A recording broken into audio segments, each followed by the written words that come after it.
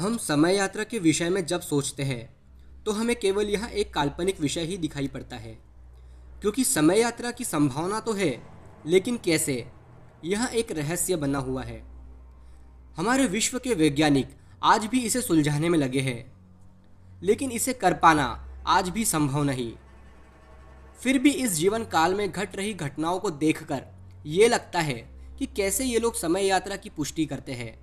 क्योंकि समय यात्रा आज के समय में संभव नहीं, तो फिर क्यों कुछ लोगों द्वारा किए गए समय यात्रा के दावे सही साबित होते हैं? क्या सच में उन्होंने समय यात्रा की होगी?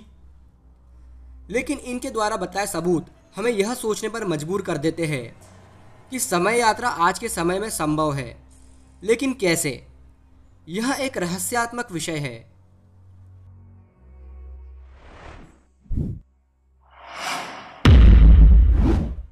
तो चलिए जानते हैं कुछ ऐसी ही घटना। Sir Victor Goddard. ये बात सन 1935 की है, जब विक्टर गोडार्ड, जो कि इंग्लैंड के विंग कमांडर थे, उन्होंने सप्ताहांत के दौरे के लिए इंग्लैंड के एंडोवर में अपने होम बेस से हॉकर हार्ट बाईप्लेन की उड़ान भरी। उन्होंने एडिनबर्ग के पास ड्रेम में एक एयरफील्ड का दौरा किया, जो कि एक बेकार पड़ा एयरफील्ड था।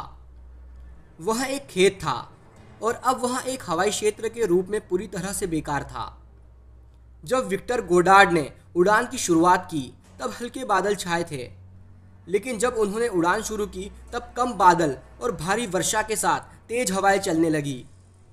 सर विक्टर गोडार्ड के पास कोई भी क्लाउड फाइंडिंग इंस्ट्रूमेंट नहीं था और वे खुले कॉकपिट में बिना पहाड़ी इलाके में इसी भारी वर्षा और तूफान के साथ डगमगाती उड़ान भर रहे थे।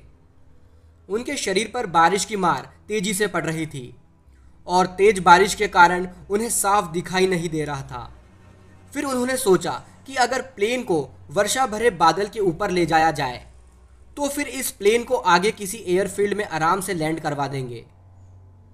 उन्होंने इस प्लेन की ऊंचाई 8000 फीट तक कर दी, लेकिन कुछ ही देर बाद सर विक्टर गोडार्ड ने अपने प्लेन से नियंत्रण खो दिया। वे बारिश की थपेड़ों के साथ नीचे की ओर आने लगा और वे प्लेन हवा में इतनी तेजी से घूम रहा था कि जिसे रोक पाना मुश्किल था। इसी कश्मोकश में सर विक्टर गोडार्ड ने अपना रास्ता खो दिया।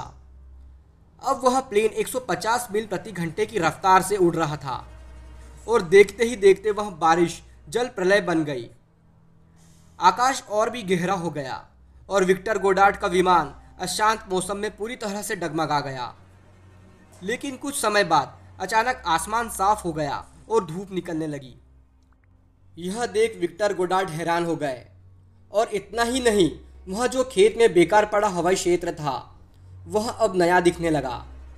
वहाँ उन्होंने 4 विमान देखे, जिसमें से 3 बाईप्लेन थे और चौथा आधुनिक सा दिख रहा था, जो कि मोनोप्लेन था।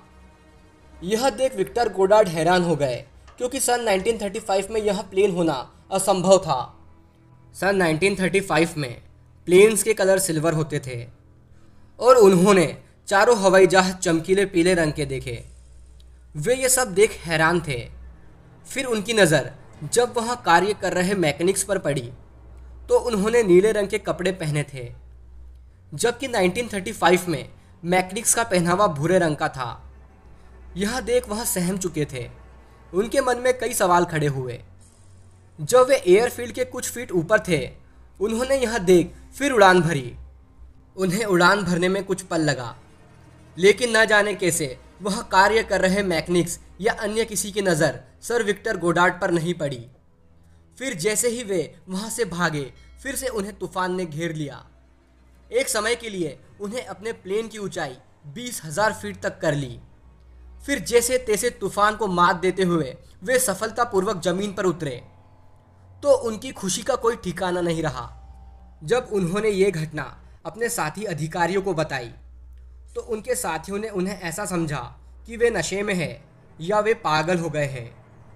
इसके बाद सर विक्टर गोडार्ड ने चुप रहने का फैसला लिया।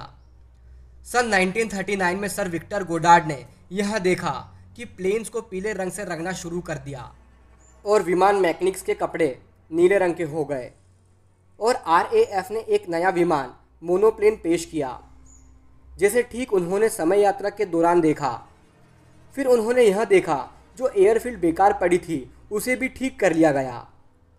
विक्टर गोडार्ड समझ चुके थे कि उन्हें समय यात्रा कर भविष्य की कुछ झलक देखी जो कि देखने में बिल्कुल समान थी।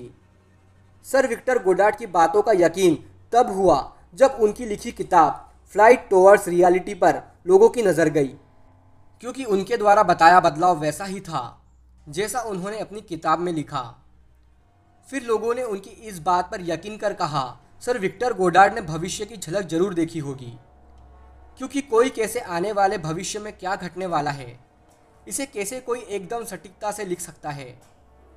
लोग उस समय इस घटना को जान हैरान थे कि यह कैसे संभव है। आपको क्या लगता है कि क्या सच में सर विक्टर गोडार्ड ने समय यात्रा की होगी या फिर इस घटना के पीछे कुछ और रहस्य है? कमेंट्स द्वारा बताएं और हमारे चैनल को सब्सक्राइब करें। धन्यवाद।